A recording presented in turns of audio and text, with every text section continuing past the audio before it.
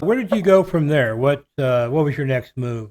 My dad used to be friends with Clive Davis, another guy almost at Clive Davis's level, but not quite at Clive Davis's level. I can't remember his name right now. But my dad was hanging out with this guy at the Friars Club, and he's like, "Why doesn't your son hang out with my daughter? They're similar ages. They're cool. They should be friends." I hung out with this guy's daughter, Jill, and she was very connected. Like she was good friends with Joan Jett. Do you remember the rock singer Joan Jett? I Yeah. don't know if she's still alive, but she used to like have me come out and have drinks with her and Joan Jett at like bars and stuff. And like her father was a controller of rock stars for like 40 years. Oh, his name is Steve Lieber. Leiber is the name of this guy that's like was at almost the Clive Davis level. His daughter Jill Lieber and I were friends, and Jill Lieber had fucking connections. So Jill Lieber was like, "Oh, you need a job? I'll hook you up with one of my friends' companies or something." She got me a job at this early internet company called freeride.com. And I think I was getting paid like $80,000 a year to be a vice president of business development. I didn't do shit. I just got paid. I went to lunches, and it was crazy. It was cool. You know, the internet at the beginning, I didn't know what the fuck they were doing. Well, I know the money. Jill girl obviously wanted to date me, but she was like very cool, but not so hot. Skinny, but not so hot. So we were just friends. How did that end up? Like when a girl wants to date you, they'll only be your friend for so long before they move on. So that friendship only lasted like 6 months, a year, something like that. That's a cool chick though. I hope her father doesn't get all tangled up in this fucking like Clive Davis, P. Diddy shit. It's just hitting me for the first time. So, at what point do you start to go back into like the sex business, and what led to that? Um, all right, so yeah, my life, I've done so many businesses, kind of, sort of, and it's so complicated. When I talked about this Jill Lieber and Free Ride, I think that was like 1999 or something. Then after that, my father, Ron Itzler, was at Montami Country Club, and he's playing golf with this guy he calls Fat Freddy. And he said Fat Freddy is like short, fat, nasty asshole that everyone at Montami Country Club hates, right? Just like a rude, crude asshole, like a not nice person who's married to a prostitute.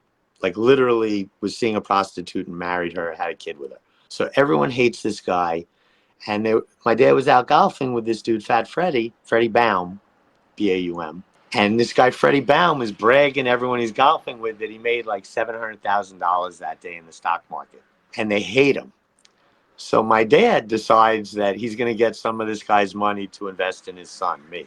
So he pulls the guy aside, has drinks with him, and talks him into investing a couple $100,000 with me to do a phone sex company or a webcam business or whatever he and I think of. So he gets this Fat Freddy all excited. So I meet Fat Freddy, and he's nasty, fat, like a Belushi guy, but uglier, fatter, like, and not funny. But funny in a way, even though he wasn't funny, like a laugh cow. And he had this super hot hooker chick that did like an ounce of cocaine a day, and he acted like cocaine was her medicine, like it wasn't illegal. It was like so normal. So super funny. Fat Freddy didn't do cocaine, but he just wanted to have a hot chick. Oh, so my dad said to me, he's like, "Jason, this guy's such a pig. He just do a business with him where he'll be the boss with you of a lot of hot women. That's his dream." So I'm like, cool. So I tell Fat Freddy, I told him that webcam, it was like the year 2000. I told him webcam porn is going to be a huge chunk of the internet forever. It's going to be huge. I'm like, we got to get in early. Like, no one's doing it. It's the beginning. I show him what it is. He's like, yes, let's do this. So I go to like the fucking Woolworth building, and I try to, I talked him into going to the Woolworth building, and we're going to put a webcam girl thing in the fucking Woolworth building. And we went in, and we were going to rent, as you go higher up in that building, the floors are smaller. We're taking an entire floor in the Woolworth building, because like I thought, what chicks wouldn't want to work at a sexy job as long as it's so prestigious and cool? So we're doing the build out. We're about to open in the Woolworth building, and the landlord finds out what we're going to do in his fucking, pristine building, like a big deal building. And he's like, you guys fucking crazy. Are you fucking crazy? He's like, if you would have opened, I'd kick you right out anyway. He's like, I own other buildings in New York. Pick from one of my buildings and you do your business there. We ended up at the corner of Broadway and Canal. There's a huge old bank building from the 1900s. It's called the First National City Bank Building of New York. So I took the whole fucking top floor, like, I don't know, like 9,000 square feet.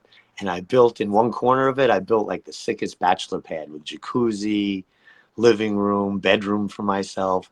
And the rest of the place was, you know, most of the space was where we were going to do the first like serious big New York City webcam girl business where they worked in-house, which is how it started. So we built that couple $100,000 in build out, like marble, beautiful bathrooms, everything, 20 booths for the girls. Then we found out we had too much space. I had another partner that Freddie Baum pulled in, this super cool Jewish guy, 6'8".